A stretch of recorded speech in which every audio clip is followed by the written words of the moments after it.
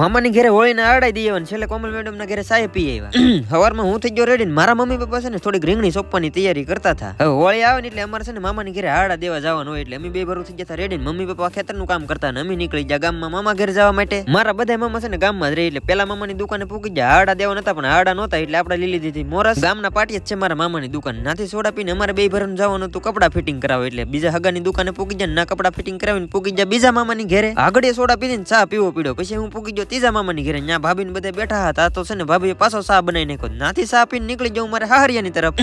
કોમલ madam ના ઘરે આવીને આપણે ચા નો પીએ એવું થોડું બને એટલે ચા તો પીવી જ પડે થોડી. ઘડીક વાર હવાઈને કરીને મારા હાહુ છે ને આર્યનભાઈ ને પૈસા આપી દીધા તો એ પૈસા લઈને અમે નીકળી ગયા પૂકી ગયા બીજા મામાની દુકાને. હવે રસ્તામાં મામાની દુકાન આવે તો અહીંથી અમારે દર વખતે ખરીદી કરવાની હોય. હવે જાઉં છું હું ઘરે. બધા મામાની ઘરે જઈને વૈયાને તમને યાદ રહ્યું હોય કે હું કેટલા મામાની ઘરે ગયો તો કમેન્ટ કરીને કહી દેજો. બાકી ફૂલ વિડીયો છે ને આ ચેનલમાં આવી ગયેલો છે ચેક કરતા આવજો. અને આ મોર મિની બ્લોગ માટે શું કરવાનું સબસ્ક્રાઇબ ફોલો કરતા બધા. Bye bye.